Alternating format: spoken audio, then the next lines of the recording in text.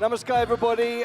I am going to take you on a whistle-stop tour of the past, right up to the near future, and I hope to be able to convince you how ancient India made artificial intelligence possible and can save us from it. I'm going to start with a very short video, which has some audio, of an incredibly important moment in my life earlier this year at Mahakumbh Mela. I am right at the very heart of the Triveni Sangam, on the channel where Ma Ganga and Ma Yamuna meet with the mystical Ma Saraswati. This is the most central I've ever been in the 6 snans that I've taken here at the Sangam, this Mahakumbh Mela. It's Maghi Purnima, and I wouldn't want to be anywhere else in the world. It's still true, still true. On the screen, you can see a beautiful aerial image of that Triveni Sangam. And I want to show you this because it really clearly shows you those 3 channels, those 3 rivers. You can see Ma Ganga on the top, and you can see Ma Yamuna on the left, bottom left. And there you can see in the center Ma Saraswati, the merging and the 3rd river. Now, I'm going to talk to you today about 2 super trends of the 21st century. And I first identified these, recognized these, and believed in these way back in 2006. And that's why I got on a plane to India in January 2007. The first one is we live in an era of accelerating technology. And of course, when we're talking about technology today, we're all thinking AI. But there are a whole suite of other technologies which are also coming for us, and AI is just one of those. But the second most important super trend of the 21st century is the re-emergence of Indian civilization. And I believe that we are now living in the first Indian decade of what will prove to be the Indian century. And I'm going to show you a little bit of why I believe that to be the case. So first of all, let's start with how did ancient India make artificial intelligence possible? Here is a very quick summary of some of the things that you might have heard of, which are connected with this quite literally. So some of the earliest rituals, which we're going to talk about shortly, the Vedas, the altars, they required geometry and they used algorithmic thinking. The Shulba Sutras, including Bodhayana's theorem, which predates Pythagoras' theorem. In astronomy, the work of Aryabhatta and Brahmagupta, but before him for millennia, an understanding of time using mathematics. Grammar, Panini, formal language rules, which were precursors to modern linguistics, and Chandas, Pingala, binary combinatorics. So you've probably heard of some of these. And I'm not going to go into too much detail on these because there's so much that I want to cover. But these do demonstrate, quite literally, discoveries in ancient India which went on to shape the modern world that we are all living in. So Indian ideas revolutionized European science, giving birth to the modern world. Here are some manuscripts that I was looking at earlier this summer from the 12th and 13th century. And you can see in those tables the first uses in Europe of Indian numerals, Hindu Arabic numerals, of 0, of place value, of decimals. And they absolutely caught the imagination of the intellectuals of the 12th and 13th century in England, which is where those manuscripts were made. And the table on the right is a guide to how those numbers were being used. They were being used for computing time. In fact, the word computus was used in Europe to describe the calculations required to calculate when the Easter falls, which is the most important of the Christian festivals. And it's a movable feast like many Indian religious festivals because it relies on both calculations around the moon and the sun. So those numbers were being used. Now, all of those numbers were being based on astronomical tables that were created by Brahmagupta in India, and they were centered around astronomical observations made in Ujjain. So in many of these texts in Latin and in Greek and in English, what we were finding is references to the sky as it was at the place on Earth known as Arin, or Ujjain. So when we think today about India and IST being 5.5 hours from GMT, and we think of the center of the map being 0 degrees running through Greenwich in London, the English actually thought in the 13th century, as did most of the Europeans, that the center of the world for their calculations was right here in India, in what is now Madhya Pradesh.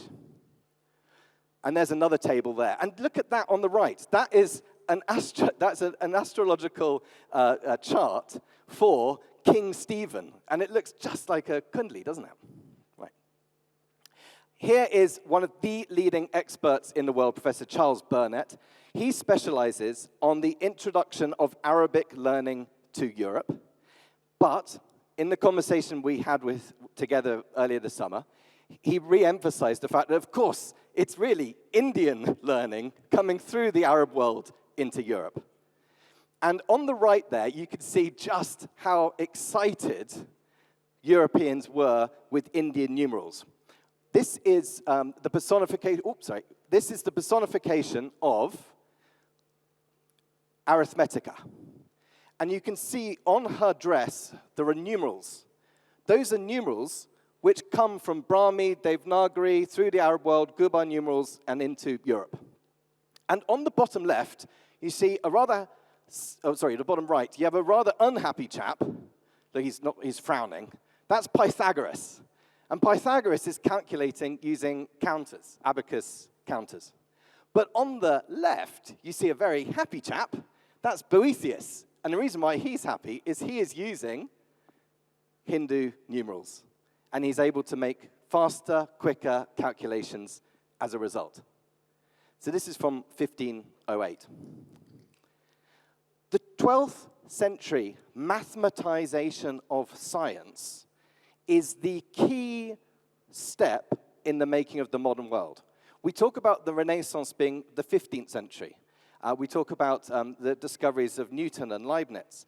But actually, they are standing on the shoulders of giants, to quote Newton. And those giants were in the 13th and 12th century, and they were standing on giants that once stood on this soil here in India.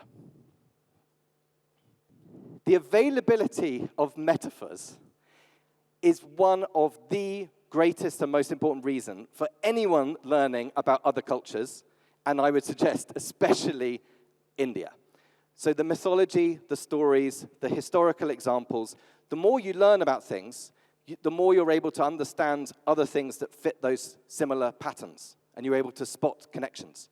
And I've been doing that ever since I came here. My whole mind has been opened up to entirely new ways of seeing the world, and some of that is by applying stories and examples that I've learned about in India into other contexts. So the availability of metaphors is one of India's great gifts to the world. And I'll give you an immediate example of that, which you probably do know, and this is well known around the world. That's the story of the invention of chess, where the wise man tells the king, in return for teaching you this, give me 1 grain of rice on the first square, double it for each square. And that is how we can learn about what exponential means, because the king happily gives the grains of rice, but by the time he gets into the second half of the chessboard, he ends up with a pile of rice that's 18 quintillion on the final square, bigger than the size of a pile of rice taller than Mount Everest. So there are examples of Indian stories reaching out into the world that have become more popular. And I think there's several more that would also be useful for us to help understand the world that we're living in. How many of you have heard of AI being like opening Pandora's box? Yeah, this has been a go-to metaphor used at the World Economic Forum, Chinese ambassadors in that bottom right, many a YouTube video, books. Lots of people have used Pandora's box as a go-to metaphor. Let's consider the difference between Pandora's box story and what it tells us about the Greek and therefore the European mentality towards fire, which is what Prometheus discovers, and Zeus punishes him by sending Pandora with an Actually, it's a vase, not a box, and out of that come all of the ills of the world. And the only thing that's left in the box is hope. So let's compare that to Vedic Agni. So fire is stolen from the gods. It's about conflict and punishment. Zeus is angry. It symbolizes forbidden knowledge, rebellion, and technology. It's tragic, it's guilt-laden, feels bad about it. It's a tool for civilization and power. And Prometheus ends up becoming this ideal of the rebel scientist and the revolutionary and the rationalist. And a view of knowledge that is, fire is an example of something that's dangerous when seized from the divine. Now think back to what Agni means in India. So Agni, from Vedic thought right to the present, is invoked through ritual and mantra rather than stolen. It's about cooperation and reciprocity. It's about honoring the divine. It's about sacred consciousness, purity, transformation. It's progress, it's participation. It's a bridge between heaven and earth.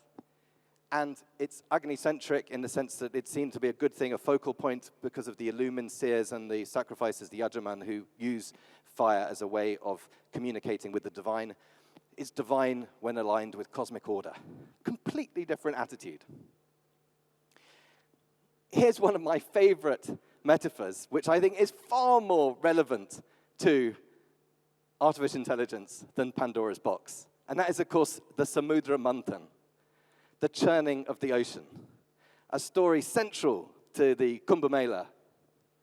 So here we have the divine, represented by the Devas, combining forces with the Asuras, with the bad guys.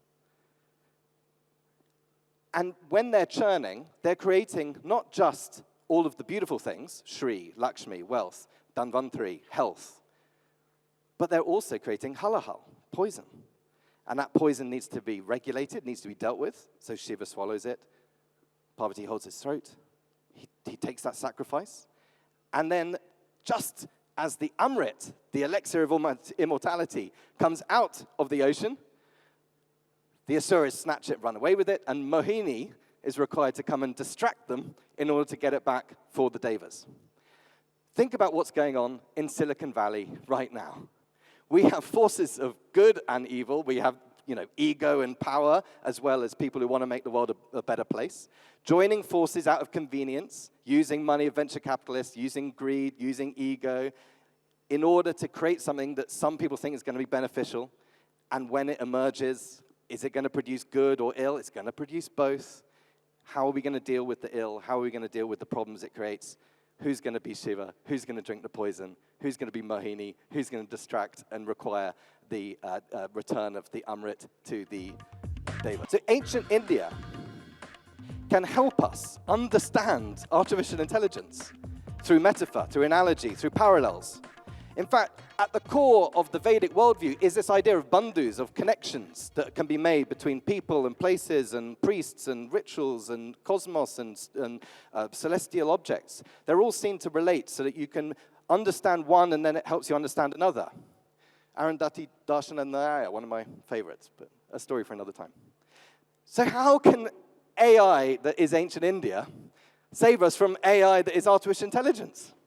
At the moment, I've just described how it created it through the discoveries that were made in India and traveled across the world, and how it can help us understand it. But how can it save it from us? So how do AI, particularly these large language models, which are the current forefront, how do they work?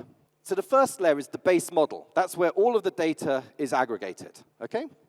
I would suggest that that's computational positivism. So that's gathering the data and you just got the data. The data is what the data is. So if the data's wrong and biased, for example, if it just says elephants are pink, elephants are pink, elephants are pink, then guess what, guys? Elephants are pink. Then you get alignment. So reinforced learning, human feedback, constitutional AI, different approaches that OpenAI and people and others are taking. That's fine-tuning. That's these teams of people sitting in San Francisco mostly, but also with offshore centers in different parts of the world. And they're creating a normative layer where they're layering values and ethics on top of that data. Axiomatic, model making, could be wrong. Maybe the model says elephants are pink. The system prompt is what most wrappers, and when you're using AI, most of them, you can either add a system prompt yourself if you're building a system, or someone's done that in between you and the model. That's institutional, it's typically corporates. Again, if it says, pretend elephants are pink, then when the user said, what color are elephants, it will say they're pink, even if the data said they were gray.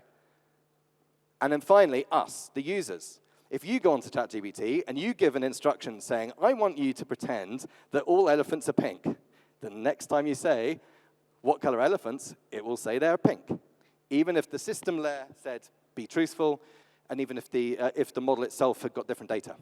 So I'm proposing something which I'm calling the law of metaphysical convergence. And this is the formula that I've created to summarize this. The probability that an intelligent system converges on a worldview that is benevolent, i.e. it has reverence for living creatures and consciousness, which I hope is what we all want from these intelligences, that increases with the quantity, the coherence, and I'm suggesting the Dharmic quality of its data. And by Dharmic, it doesn't necessarily have to come from Indian traditions. It can come from other traditions that are ethical. But the point is that we want data and we want models that respect life, that respect humanity, that respect all living creatures, that are peaceful, that are cooperative and helpful, harmonious.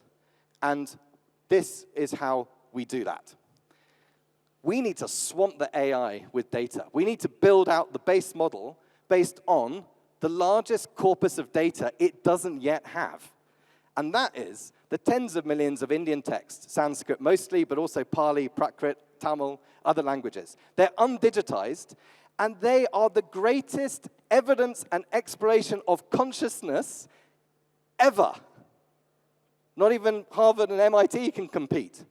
This is testimony and experiments with what it is to be human, what it is to be conscious, that goes back thousands of years. It's accumulated in this country and in British Museum and British Library and a few other places. And it's currently inaccessible. So all of the data from your phone, as householders with your mobiles, and they've got that. Wikipedia, Britannica, every published book, that's all in the system already. They've run out of data. Tesla cars driving around, bringing in data they know what roads look like. They know what stoplights look like. But do they know what consciousness is? That's what ancient India still has to offer. And if we can train the models on that, we could do it. Minister Shekhawati and Prime Minister Narendra Modi were at the Gyan Bharatam conference talking about the digitization of Indian manuscripts. There's a big effort going on right now, and I had the good fortune of being there. And here's an example of me finding some Hindi, there's also some Sanskrit ones, these were Hindi, in Prayagraj about Devi Mahatmya, about the Puranic texts and the Prayag texts about the Maghi Mela and the rituals that were being carried out at Prayagraj over the centuries. And on a train, 3rd AC, from New Delhi down to Prayagraj, I vibe coded over about 5-6 hours an app which enabled me to translate Sanskrit text into English, because there was one particular text, the Trisali Setu, which is by Narayana Bhatta, who was the inspiration behind the Gyan, Kashi Vishwanath in Varanasi. He had written about the rituals of Prayagraj and Gaya and Varanasi, and the bit on Prayagraj had not been translated into English, so I built an app on the train to do that. Another text I came across was the Ganga Bhakyavali, which is by Vishwasa Devi. Have any of you heard of Vishwasa Devi? Probably not. She was a queen of Mithila, northern Bihar. She ruled in the 15th century. She was not only a female political ruler of India, but she was also an incredible Sanskrit scholar and poetess. And it was actually her work that Narayana Bhatta, a century later, used for all of the references on Prayagraj, on Varanasi, on the rituals around Ganga, Turpan, Pindan, Mundan, all of these things. She collected all of that in a text. Okay, so I'll leave you with this. Indians, right now, are also at the heart of AI. And I'll give you a couple of quick examples. This was the most important paper, Attention is All You Need, which described transformers, which is the birth of the modern large language model movement. So ChatGPT and everything that we're taking for granted now comes from this paper. And 2 of those people were modern Indians who have changed the world Ashish Vaswani, who went to BITS Mesra in Ranchi, Jharkhand, and Nikki Palmer. And Nikki was self-taught in Pune because she didn't get into IIT, and she ends up changing the world with this. And of course, we have Satya Nadella, Sundar Pichai. What's missing in the middle? Satyam, Sundaram, Shivam. We need the good. We need the auspicious. The quest for the truth, the quest for the beauty needs to be combined with the quest for the good. Bharat Mandapam, where we are sitting right now, I would translate Bharat Mandapam as the protective shelter of the possessors of light, the light of knowledge. One of the roots going way back for Bharat is this, the possessors of light. And it also connects to the English word bright, which means, ladies and gentlemen, viewers at home, my mum, the future is bright. The future is Bharat. Dhanyavad.